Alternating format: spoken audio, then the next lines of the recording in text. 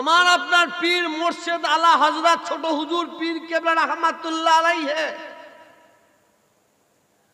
উনি জলসায় যাচ্ছেন বনগা, জায়গাটা নাম মনে রাখবেন, গাইঘাটা। গাড়ির চাকা পাংচার হয়ে গেল, গাড়ি সাইড হয়ে গেল, ড্রাইভার গাড়ির চাকা খুলছে। একটা স্টেপনি থাকে, একটা এক্সট্রা চাকা থাকে, সেইটাকে নিয়ে ফিট করে আমরা অন্য জায়গায় ছাড়িয়ে নেই। এবার এইটা খুলে নিয়ে ওই স্টেপনিটা অর্থাৎ বাড়তি যারা চাকা থাকে দিয়ে ফিট করবে, দেখা যায় সেইটাও পাংচার। তাহলে গাড়ি আর গড়াবে? এই কথা বলেন, গড়াবে? হুজুর বললেন, হুজুর গাড়িতে চাদর থাকে, বলে আর চাদর আমায় বিছিয়ে দাও। সাইডে চাদর বিছিয়ে দিয়েছে। হুজুরের বড় দাড়ি, শুয়ে আছেন। ওপার বাংলার সবাইকে বলবো না, কিছু বাঙাল মুসলমানদের দাড়ি দেখলে ওদের কুটকুটুনি করে, বেঈমানদের। মুসলমানদের দাড়ি দেখলে ওদের কুটকুটুনি করে, ওদের বাপের কুটকুটুনি করে, ওদের ভাইদের কুটকুটুনি করে মুসলমানদের দাড়ি দেখলে। আর রবীন্দ্রনাথ ঠাকুরের দাড়ি দেখলে ওদের কুটকুট করে না। নরেন্দ্র মোদীর দাড়ি দেখলে ওদের কুটকুট করে না। মুসলমানদের দাড়ি দেখলে ওদের কুটকুট করে মুখটা। হুজুর শুয়ে আছেন,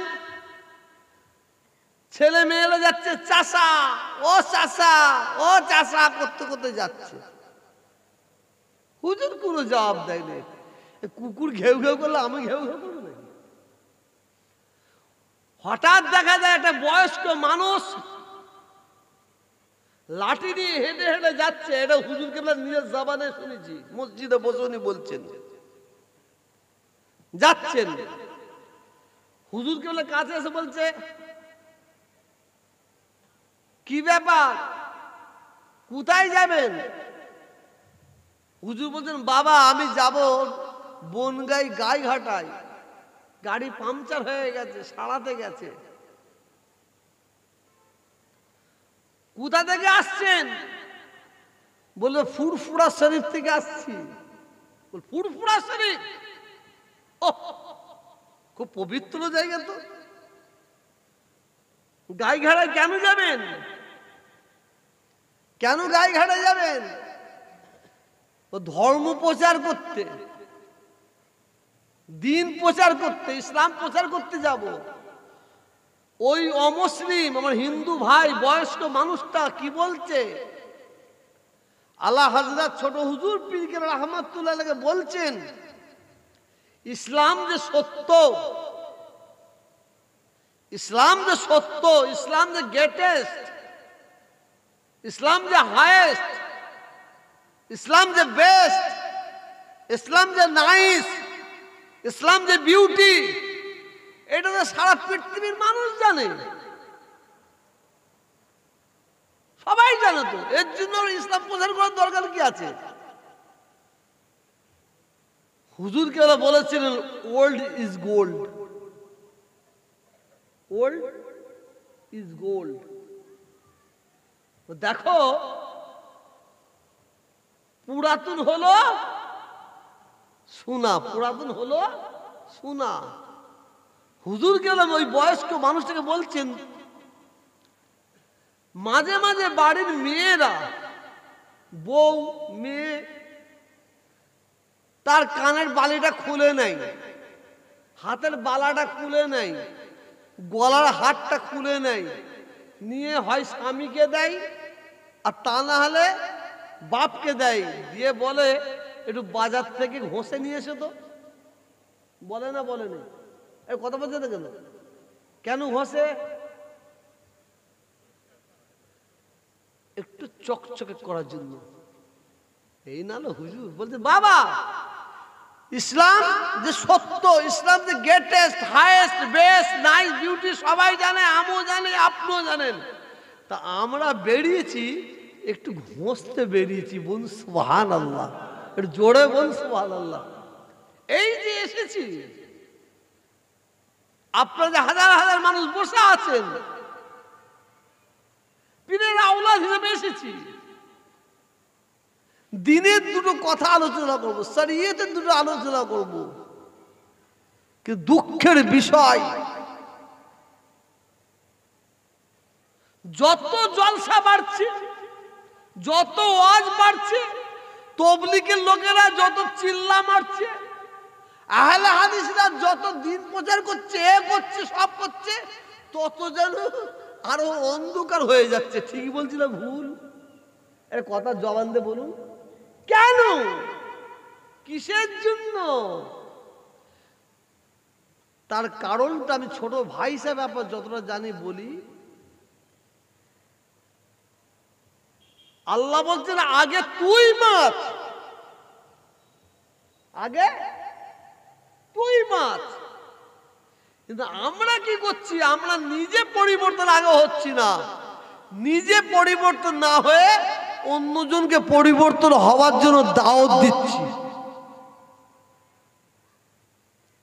আমাদের পীর মুর্শিদরা, সুবহানাল্লাহ, আজকে আমি আপনাদের এখানে এসেছি স্করপিও গাড়ি নিয়ে, আমি জলসায় যাই প্যাজারো নিয়ে, আমি যাই হুন্ডাই নিয়ে, ওয়াডি নিয়ে, ওই জাগুয়ার নিয়ে গাড়ি যাই, যে গাড়ির দাম 80 লাখ টাকা, 66 লাখ টাকা, 28 লাখ টাকা, 19 লাখ টাকা গাড়ি নিয়ে চারিদিকে দৌড়চ্ছি। গর্ব করে বলছি, শুধু শোনাবার জন্য বলছি। আমরা এত দৌড়দৌড়ি করছি, কিন্তু যে মাল সে একই দেখতে পাচ্ছি। মুজাদ্দিদের জামান দাদা হুজুর, 5 হুজুর, বড় বড় হাস্তিরা, তবলিগ হোক আর যাই হোক, বড় বড় হাস্তিরা, তারা রিক্সা করে, ভ্যানে করে, গরু গাড়ি করে, পায়ে হেঁটে দিন প্রচার করেছে। যত এগোচ্ছে তত ইসলামের বাতি জ্বালিয়েছে। বলুন সুবহানাল্লাহ। কারণ তাদের মধ্যে ছিল লিল্লাহিয়াত, তাদের মধ্যে ছিল লিল্লাহিয়াত, আল্লাহকে খুশি করা, আল্লাহকে সন্তুষ্ট করা, আল্লাহকে রাজি করা। আর আমরা জলসায় যাব, কানে হাত দিয়ে মাইকে ওয়াজ করব, সুন্দর সুন্দর এখন নাচ পড়ব, পরে বারে শ্রোতারা যদি বেটা ছেলেরা নালিয়ে আসে, মেয়ে ছেলেরা তো বুঝে মেরে মেরে বলবে ওই মালটাকে নিয়ে এসো। কথা বুঝতে ভাই, এই সব দুটো যাচ্ছে, ভালো লাগে না। ওয়াজ করতে গিয়ে মিথ্যে কথা বলতে হবে, লোক বসে থাকবে, দেখে বসে থাকবে, সব দেখছি তো। আসুন, কি বলতে গেলাম বলেন?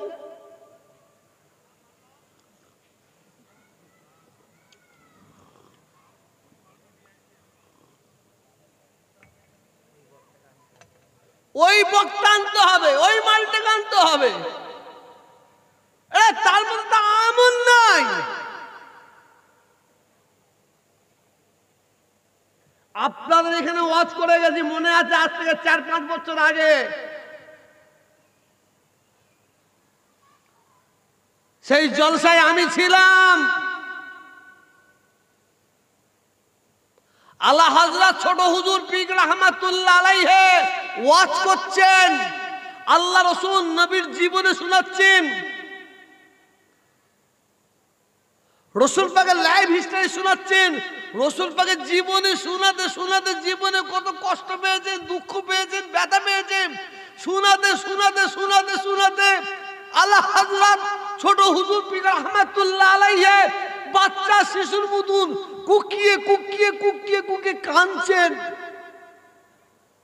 আশেকে রসুল হয়ে গেছেন, নবীর ফিদা হয়ে গেছেন বক্তব্য রাখতে রাখতে। আর শ্রোতারা যারা শুনছিল, তারা শুনতে শুনতে রসুলের ফিদা হয়ে গেছে, নবীর পাগল হয়ে গেছে। আল্লাহকে সাক্ষী রেখে বলছি, আল্লাহকে সাক্ষী রেখে বলছি, ওই জলসায় আমি ছিলাম। হুজুরও কাঁদছেন, মুড়িদও কাঁদছেন। হুজুর রসুলের পাগল হয়ে গেছে, মুরিদ রসুলের পাগল হয়ে গেছে, বক্তা রসুলের পাগল হয়ে গেছে, শ্রোতারা রসুলের পাগল হয়ে গেছে। আমার নিজের চামড়ার চোখে দেখা 24 থেকে 26টা মানুষ আল্লাহ আল্লাহ আল্লাহ আল্লাহ করতে করতে জমিনে শুয়ে পড়েছে, জ্ঞান হারিয়ে ফেলেছে, অজ্ঞান হয়ে গেছে। সে ওয়াজ কোথায়? সে বক্তা কোথায়? আর সে শ্রোতা কোথায়? সে বক্তাও নাই, সেই শ্রোতাও নাই। এখন আছে সেই বক্তা, সেই শ্রোতা। জলসার কোনো মজা নাই, জলসার কোনো টেস্ট নাই, সৌন্দর্য নাই। আছে রঙিন রঙিন আলো আছে, সুন্দর প্যান্ডেল, সুন্দর স্টেজ আছে, সুন্দর লাইটিং এর ব্যবস্থা আছে, সুন্দর মাইকের ব্যবস্থা আছে। জলসার কোনো মজা নাই। তার কারণটা জানার দরকার আছে না নাই? এ ভাই, জানার দরকার আছে না নাই? তার জানার দরকার যদি থাকে শুনে নেন। কারণ এই যুগে, এই সময়, এই পরিস্থিতিতে এখন অধিকাংশ, সবাইকে বলবো না, বড় গুনাহগার হয়ে যাব, অধিকাংশ বক্তা এরা হারামখোর, আর অধিকাংশ শ্রোতা এরাও হারামখোর। মালে মাল মিলে গেছে। আমি তোহা হুজুর আপনাদের কাছে এসেছি, যেন মনে হচ্ছে ফেরেশতা আসমান থেকে নামলাম। টুপি সাদা, ফতুই সাদা, লুঙ্গি সাদা।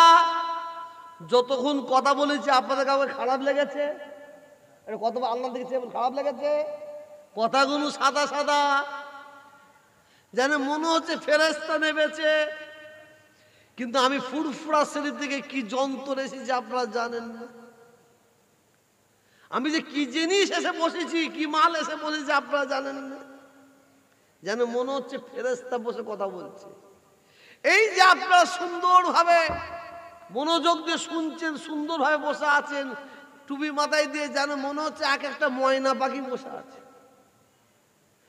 এক একটা ফেরেশতা বসে আছে। আপনারা আপনাদের বুকে হাত দেন, আমি আমার বুকে হাত দিই। আপনারা আপনাদের বুকে হাত দিয়ে নিজে নিজেকে জিজ্ঞাসা করুন, চোখটা বন্ধ করে। আমি আমার বুকে হাত দিয়ে নিজে নিজেকে জিজ্ঞাসা করি, চোখটা বন্ধ করে, আপনি কতটা সৎ, কতটা অসৎ? আমি কতটা সৎ, কতটা অসৎ? আপনারা কতটা ভালো, কতটা খারাপ? আমি কতটা ভালো, কতটা খারাপ? পৃথিবীতে এমন কোন জজ নাই, পৃথিবীতে এমন কোন জজ জন্মায়নি। আপনারা কত ভালো, আমি কত ভালো, আপনারা কত খারাপ, আমি কত খারাপ, অরিজিনাল সার্টিফিকেটটা দিতে পারবে? এটা কথা বলেন না কেন? দিতে পারবে? এই অরিজিনাল সার্টিফিকেটটা যদি দিতে চান, অরিজিনাল সার্টিফিকেট যদি পেতে চান, নিজে নিজের বুকে হাত দিয়ে নিজে নিজেকে জিজ্ঞাসা করবেন, আপনার খবর আপনি পাবেন না পাবেন না? এটা কথা বলছেন না কেন?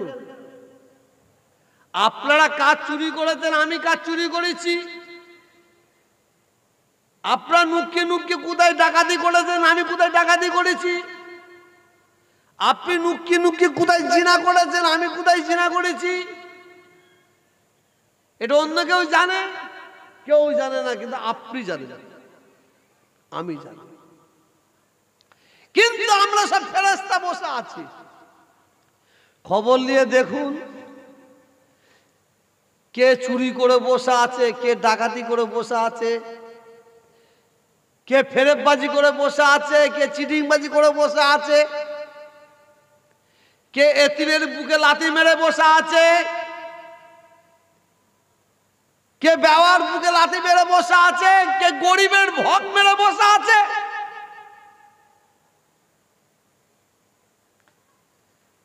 এই সার্টিফিকেটটা অন্য কারো দেওয়ার ক্ষমতা নাই। সার্টিফিকেট আপনি নিজে নিজেকে পেয়ে যাবেন। দুঃখের বিষয়, আপনার এই গ্রামের একজন মদ খেত, খুব বুঝাবার জন্য বলছি, আপনার এই গ্রামের একজন মদ খেত খুব, এই হাফেজ সাহেব, মৌলানা সাহেব, ইমাম সাহেবের পাল্লায় পড়ে, সোহবতে পড়ে মদকে হারাম করে দিয়েছে।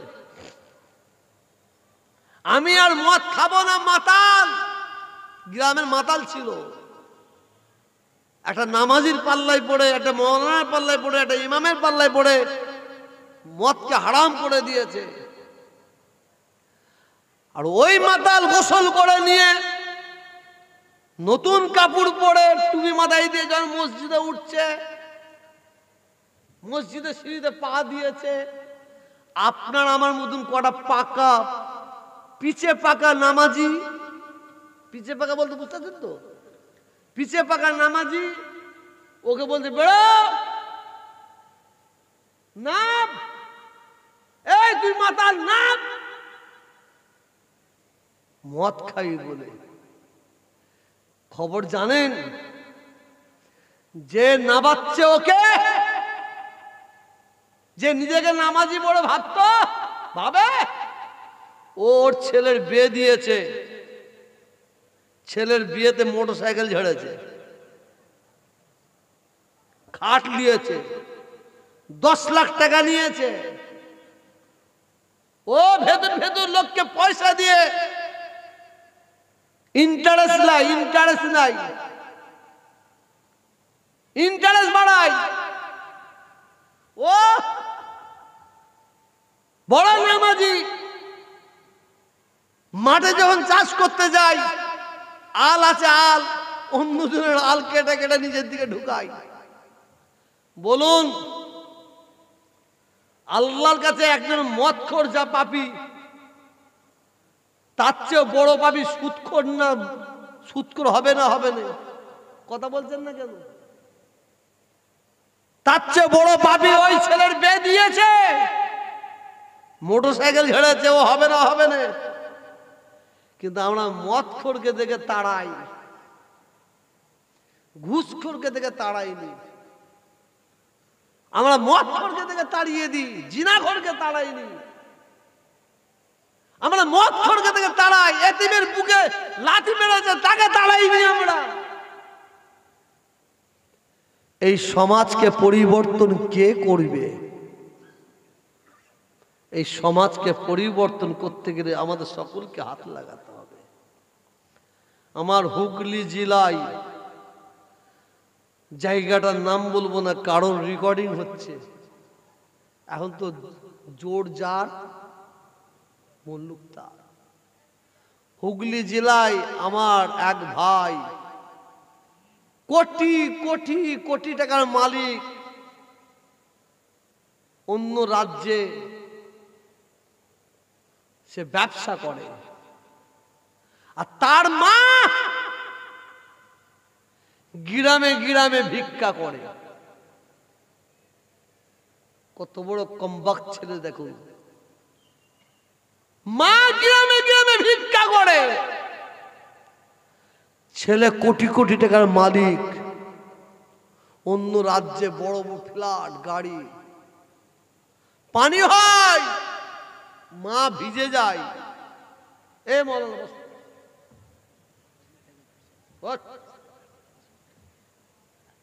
শুনছেন? এগুলো শোনেন, ভিজে যায়, ছিঁড়া কাপড়, ময়লা কাপড়, এর বাড়ি ওর বাড়ি গিয়ে হাত পাতে এক মুঠো খাই।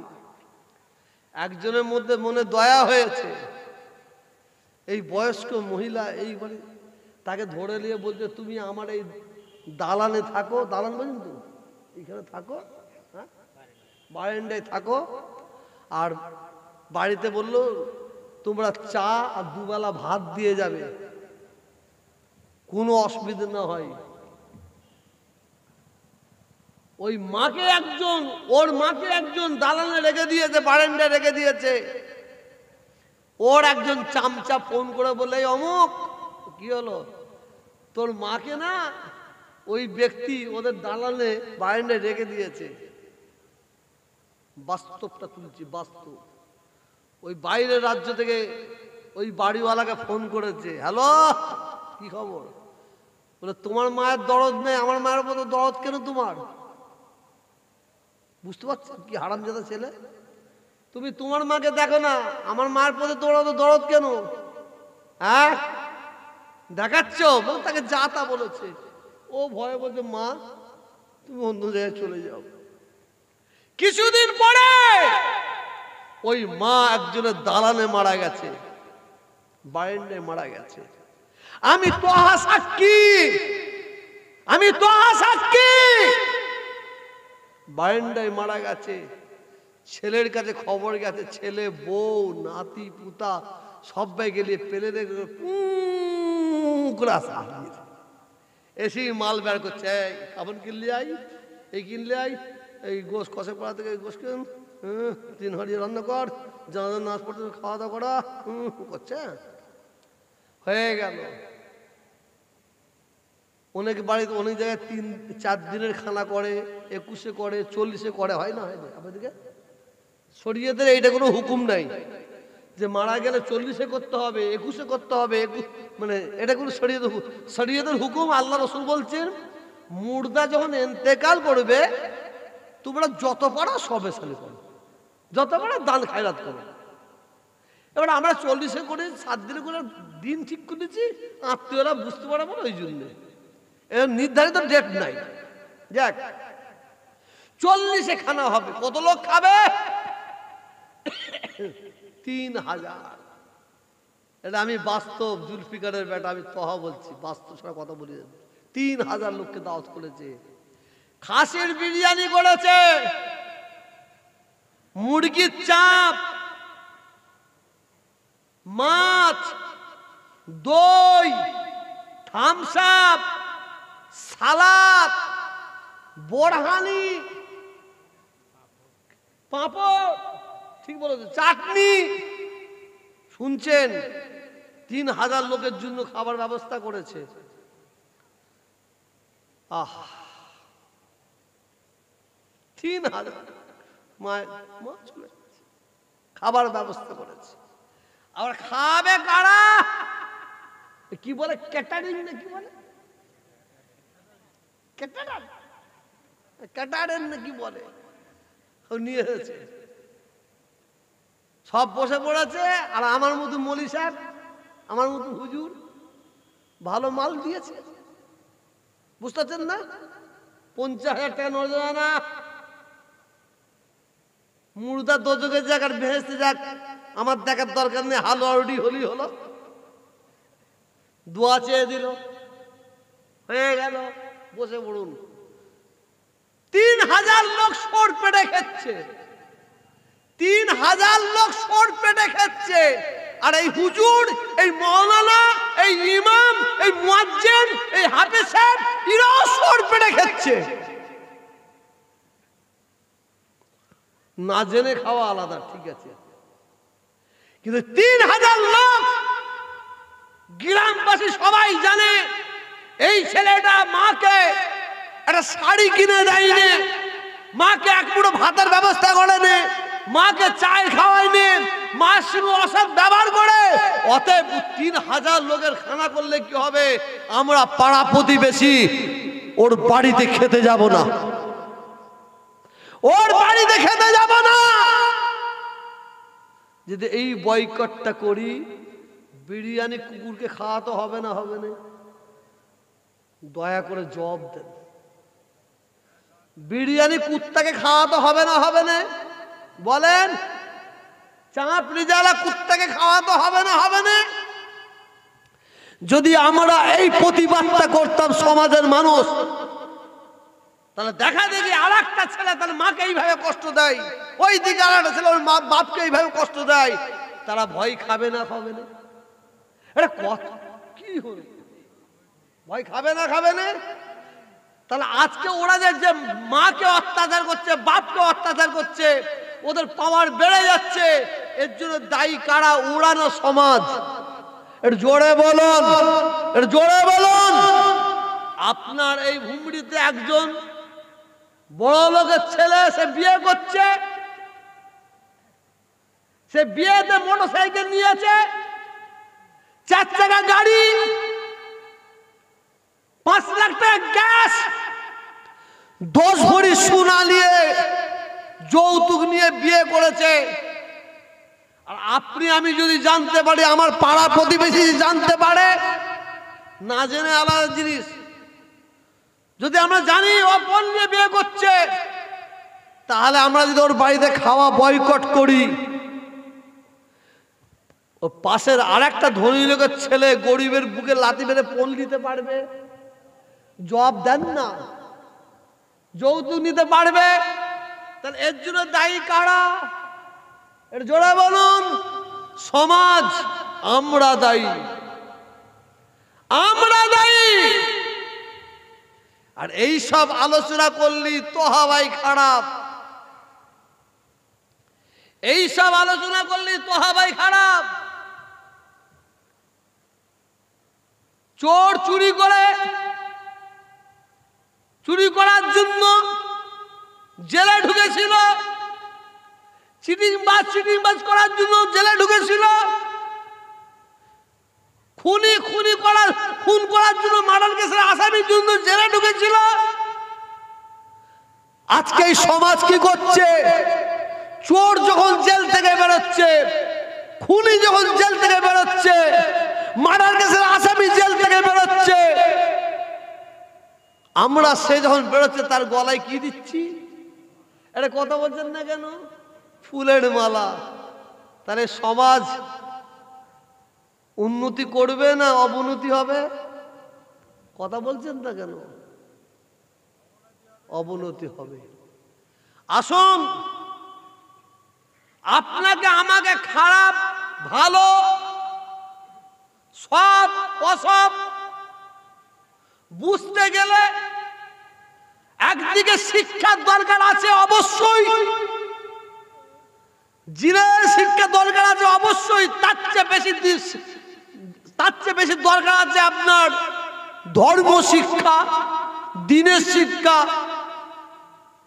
আজকে আপনার আমার মধ্যে যদি দ্বীন থাকতো, আপনার আমার বুকে যদি ইসলাম থাকতো, কুরআন থাকতো, শরীয়ত থাকতো, যদি আপনি আমি খাঁটি নবী মুহাম্মদ রাসূলুল্লাহ সাল্লাল্লাহু আলাইহি ওয়াসাল্লামের উম্মতি হতে পারি, তাহলে আপনার আমার দ্বারাই এই সব কাজ হতে পারে।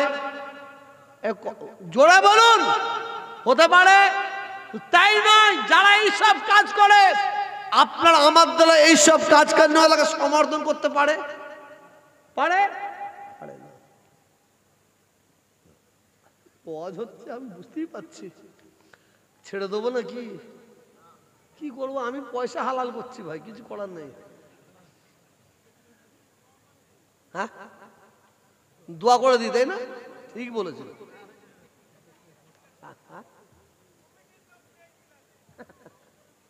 ঠিকই বলেছে। আচ্ছা আচ্ছা আচ্ছা আচ্ছা, ঠিকই বলেছেন। না দোয়া নাই, কমিটির লোক দেখার দরকার নাই। এই মজলিস দেখে বুঝতে পারছে, সবাই বলছে কখন ছাড়বে, ছেড়ে দে মা, কেঁদে পাচ্ছি, ছেড়ে দে মা, কেঁদে পাচ্ছি। আজ থেকে 1 সপ্তাহ 10 দিন আগে একটা জলসা গেছিলাম, যদি কেউ দেখতে চান আমার মোবাইল আছে। বর্ধমানে জলসা গেছিলাম, জায়গাটার নাম হচ্ছে ডাঙ্গাপাড়া। কি বললাম? ডাঙ্গাপাড়া। দেখলে আপনারা বলবেন আল্লাহ কি মানুষ বলে। এক জায়গায় মহিলাদের একদিকে ব্যবস্থা, একদিকে পুরুষদের। শুধু মহিলা মেয়েরা এসেছিল 20 থেকে 22,000। শুধু মহিলা ছিল 20 থেকে 22,000, আর পুরুষ আছে তারা কত বুঝতে পারছেন? ওই হই হই হই হই হই হই। আমরা মুসলমান, আমাদের তিনটে চোখ, এই দুটো চোখ আর একটা চোখ আপনার স্তনে 4 আঙুল নিচে, একে বলা হয় হার্ট, একে বলা হয় কাল্ব, একে বলা হয় অন্তর। আল্লাহ হযরত মেজো হুজুর পীর কেবলা রাহমাতুল্লাহ আলাইহি, হুজুর আমার শুয়ে আছেন, একজন ব্যক্তি এসে বলছেন, হুজুর আপনি আমার জন্য দোয়া করুন। কেন বাবা, কিসের জন্য দোয়া করব? হুজুর আমি মক্কা শরীফে যাচ্ছি হজ করতে, আমার রাসূল পাকের দরবারে জিয়ারত করতে যাচ্ছি, হুজুর আপনি দোয়া করুন। ও ভাইরা, এইটি বলে শেষ করব। আল্লাহ হযরত মেজো হুজুর পীর রাহমাতুল্লাহ আলাইহি, তানাকে বলা হতো মুফতি আজম, এলেমের দরিয়া। মেজো হুজুর কেবলা রাহমাতুল্লাহ আলাইহি হজে যাবেন, সেই সময় ছিল পানি জাহাজ।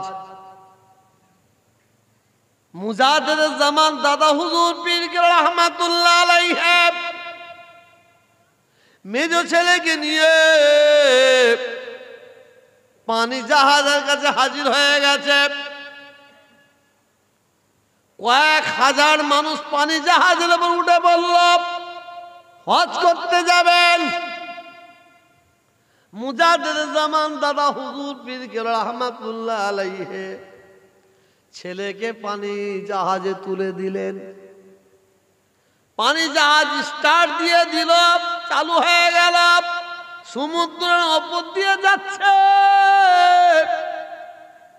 যেতে আরম্ভ করেছে, একটু দূরে চলে গেছে, পাড়ে দাঁড়িয়ে আছেন মুজাদ্দিদ জামান দাদা হুজুর কেবলা রাহমাতুল্লাহ আলাইহি, কয়েক হাজার মুরিদ মুতাকিদিন দাঁড়িয়ে আছেন।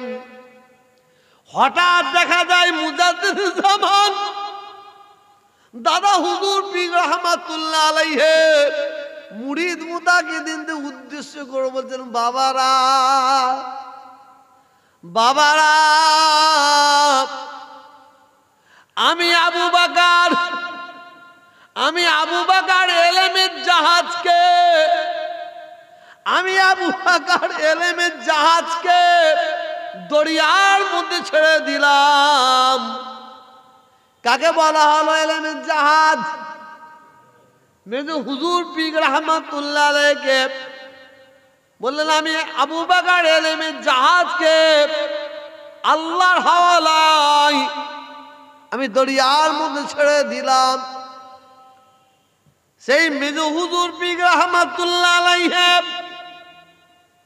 কিতাব পড়নেওয়ালা মানুষ, কিতাব পড়ে পড়ে পড়ে পড়ে পড়ে পড়ে চোখের রগগুলো সব শুকিয়ে গেছে, চোখে দেখতে পেতেন না। আমরা সবাই মেজো হুজুরকে দেখেছি, উনি এইভাবে চেয়ে কথা বলতেন, কিন্তু আমরা জানি না উনি শেষ জীবনে চোখে দেখতে পেতেন না। ডাক্তাররা পরীক্ষা করল, পরীক্ষা করে নিয়ে বলল, আপনাদের পীর মেজো হুজুর কেবলা জীবনে চোখে দেখতে পাবে না, কারণ উনার চোখে গ্লুকোমা হয়েছে, গ্লুকোমা, চোখের রগগুলো সব শুকিয়ে গেছে, জান বেঁচে আছে এখনো হুজুর কেবলার খাদেমরা। একজন এসে বলছেন, হুজুর দোয়া করুন, হজ করতে যাচ্ছি, রাসূলের দরবারে যাচ্ছি। হুজুর কেবলা বললেন, বাবা আমি দোয়া করছি, আল্লাহ তোমার হজ কবুল করেলেন, আর আমার জন্য দোয়া চাইবে আল্লাহর কাবায় হাত দিয়ে। রাসূল পাকের দরবারে সম্মুখে গিয়ে দোয়া চেয়েও সালাম দিও। তবে বাবা আমার দুটো কিতাব দেমুকে খেয়ে নিয়েছে, ওই কিতাব দুটো পাচ্ছি না। এ মৌলানা সাহেব নামটা লিখে দাও। হুজুর কিতাবের নাম বললেন, কাগজে লিখে দেওয়া হলো। বাবা, সৌদি আরবে যদি পাও এই কিতাব দুটো কিনে নিয়ে তো বাবা। চলে গেলেন, হজ হয়ে গেছে। ওই হাজী সাহেব পীরের কিতাব দুটো মক্কা শরীফ দিয়ে খুঁজে খুঁজে খুঁজে খুঁজে কিনতে পেয়েছে, কিনেছেন। মেজো হুজুর কেবলাকে দিলেন, হুজুর কিতাব পেয়েছি, পাশে রেখে দিলেন। ওই হাজী সাহেবের খাবার ব্যবস্থা করা হয়। হাজী সাহেব খাওয়া দাওয়া করে চলে যান। হুজুর একটু শুয়ে পড়লেন, খাদেমরা পাশে শুয়েছে নিচয়। হুজুর খাটের ওপরে শুয়ে আছেন, তখ্ত বসে হুজুর শুয়ে আছেন, খাদেমরা নিচয়। হঠাৎ দেখা যায় আলা হযরত মির্জা হুজুর পীর রাহমাতুল্লাহ আলাইহি জানাকে ডাক্তাররা বলেছিলেন ইনি জীবনে চোখে দেখতে পাবে না, চোখে গ্লুকোমা হয়ে গেছে, রগগুলো শুকিয়ে গেছে। সেই মেজো হুজুর পীর রাহমাতুল্লাহ আলাইহি জানার জন্য, জানাদের জন্য বাংলার মানুষ পাগল, ভারতবর্ষের মানুষ পাগল, ফুরফুরা শরীফের দিওয়ানা কেন? শুনুন, মেজো হুজুর কেবল একটু উঠে বসে একটা কিতাব খুলেছেন, বালিশের ওপর রেখেছেন। কিতাবের প্রত্যেকটা অক্ষরে হাত দিয়ে দিয়ে দিয়ে দিয়ে হুজুর পড়ছেন পড়ছেন পড়ছেন, হাত বুলিয়ে বুলিয়ে আঙুল বুলিয়ে বুলিয়ে পড়ে পড়ে যাচ্ছেন। খাদেম যারা ছিল নিশ্চয়ই তারা উঠে বসে বলল, কি ব্যাপার? হুজুর তো চোখে জীবনে দেখতে পাবে না, চোখে গ্লুকোমা হয়েছে, ডাক্তাররা বড় বড় ডাক্তার বলে গেল, আর আমরা নিজের চামড়ার চোখে দেখছি হুজুর প্রত্যেকটা অক্ষরে হাত দিয়ে দিয়ে পড়ে যাচ্ছেন। একজন বলল, হুজুর আপনি তো চোখে দেখতে পান না, ডাক্তাররা বলেছে জীবনে চোখে দেখতে পাবেন না, আপনার চোখের রগগুলো সব শুকিয়ে গেছে। হুজুর আপনি কি করে কিতাব পড়ছেন? আপনি আঙুল দিয়ে দিয়ে পড়ছেন, আমরা তো দেখছি শুনছি। আলা হযরত মেজো হুজুর পীর রাহমাতুল্লাহ আলাইহি তিনি বলেছিলেন, বাবা রাহা আল্লাহ শুকর, আমি আবু জাফর, আমি তোমাদের মেজো হুজুর, আমি আবু জাফর, আমার দুটো চোখ আল্লাহ নিয়ে নিয়েছে, দুটো চোখ আল্লাহ অন্ধ করে দিয়েছে। আল্লাহ শুকর, আল্লাহ শুকর, আমি আবু জাফরের কলবের চোখটা আল্লাহ জিন্দা রেখে দিয়েছে। এটা জোরে বলুন, আমি আবু জাফর, আমার কলবের চোখ দিয়ে আমি দেখতে পাই। কিছু বুঝতে পারছেন না? ওই জন্য মাঝে মাঝে মাগরিবের নামাজ পড়ার পরে, ঈশান নামাজ পড়ার পরে চোখটা বন্ধ করে তওবা পড়বেন, দর্শি পড়বেন, লা ইলাহা ইল্লাল্লাহ, লা ইলাহা ইল্লাল্লাহ, লা ইলাহা ইল্লাল্লাহ, লা ইলাহা ইল্লাল্লাহ, কলবের ধাক্কা মারবেন।